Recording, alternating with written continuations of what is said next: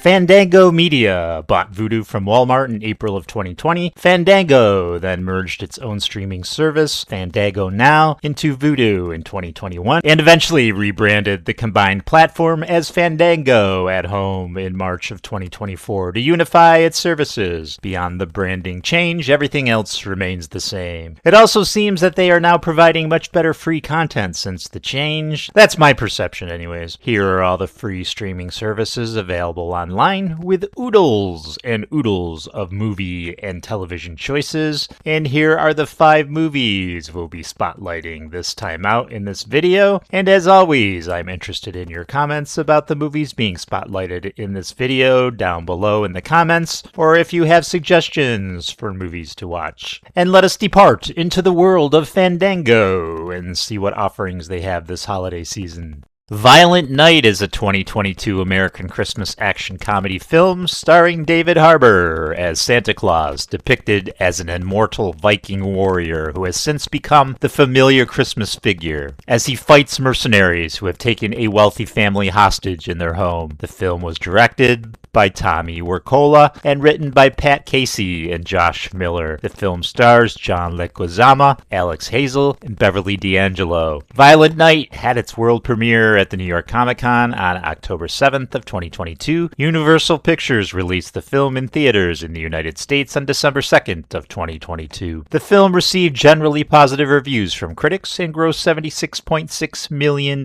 worldwide. And a sequel, Violent Night 2, is in production and is set to be released in December of 2026. Now, I've seen this movie probably a half dozen times. I'm probably not being original when I call this movie a Die Hard with Santa Claus. On Christmas Eve, a cynical and inebriated Santa emerges at the Lightstone family's mansion just as mercenaries led by Mr. Scrooge seize control, aiming to steal $300 million from a secret vault. After the attackers frighten off Santa's reindeer and kill one assailant in a brutal confrontation, Santa embraces his warrior roots, revealed as Nickamon the Red, to protect young Trudy Lightstone and her family. What unfolds is a blood-soaked comedic showdown where Santa uses holiday-themed weapons and brutal tactics to defeat the mercenaries, culminating in a redemptive act that renews his Christmas spirit. Violent Night was a giant surprise. First time I watched it, I loved it, and as indicated, they're in the process of making a sequel. Actually, I think it was filmed earlier this year. It's supposed to be released next December, I do believe, in 2026. The movie's just plain awesome.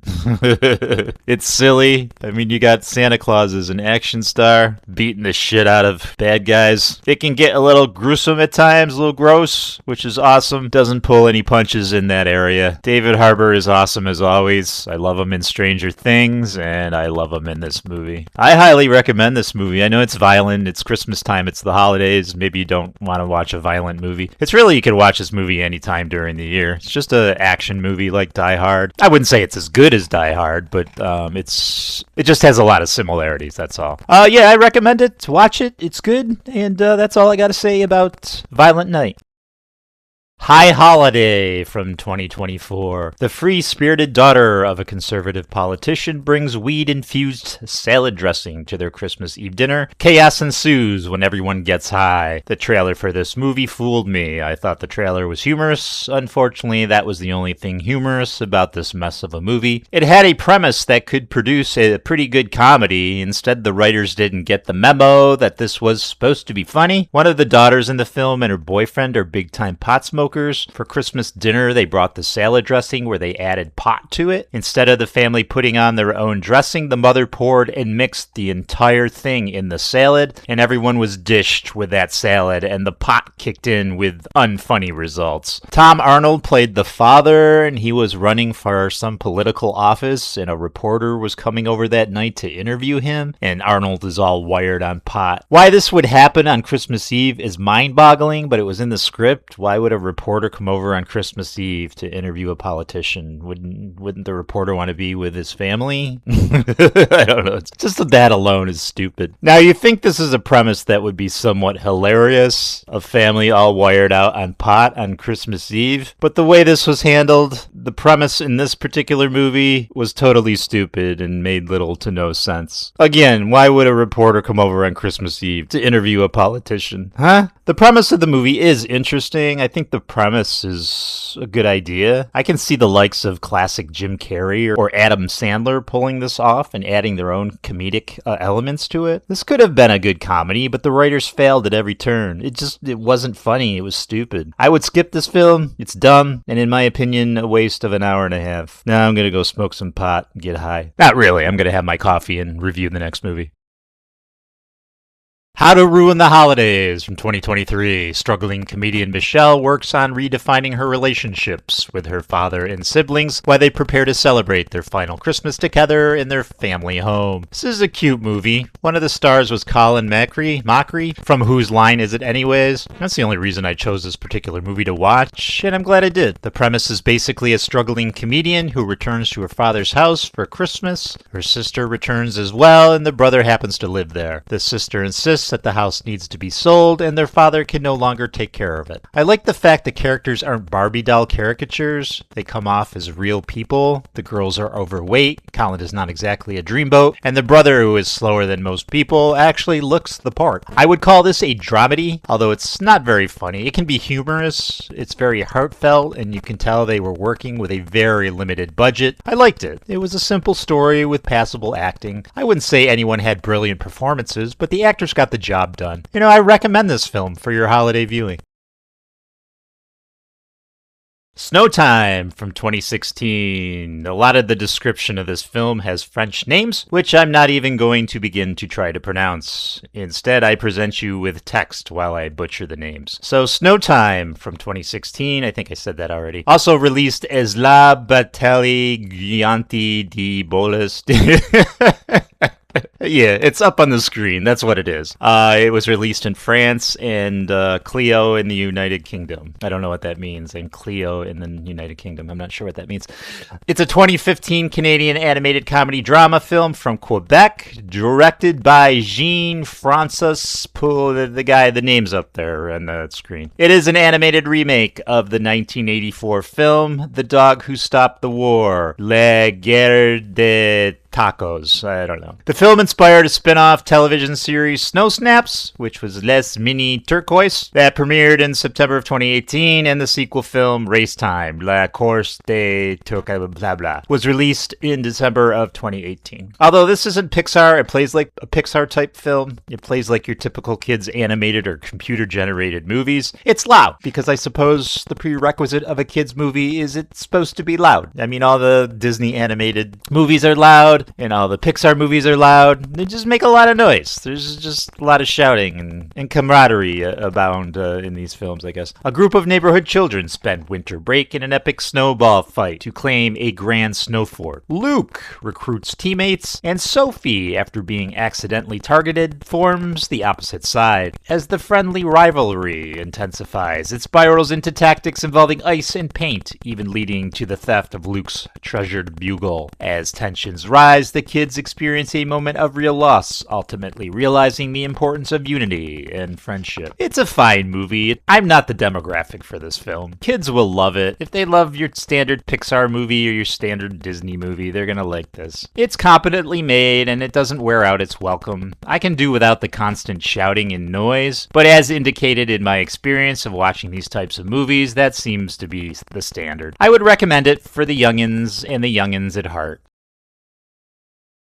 Breakup Season from 2024. A young man brings his girlfriend to his rural Oregon hometown to introduce her to his family, only for things to go terribly, terribly wrong upon arrival. And the girlfriend just isn't digging the relationship, so she breaks up with the boyfriend. She just wants to go home to her family and spend the holidays and Christmas with her family. There's a little problem there. It's been snowing profusely, and roads are closed, and airlines deadlines are delayed. So she's stuck. She's stuck with a family that she doesn't necessarily want to be with at Christmas time. It turns around, of course, and they all get along. It builds on the relationships, and it's a step above your standard Hallmark movie. There's really not much to say about Breakup Season. It's an okay movie. I suppose I'd recommend it. It's easy watching. I guess it's worth checking out. Don't expect brilliance, but a lot of movies that I review, I mean, they're free movies on these services, so they're not going to be like the best movies ever. Some of them are really good, but some of them are just low budget dramas. You're not going to have special effects. You're not going to have Star Wars grade eye candy. I mean, we got Violent Night. That's a really good one. I'm surprised that one's free, but this one's not Violent Night. It doesn't have the production values of Violent Night. It's just a simple independent film. Check it out. It's worth it, I suppose.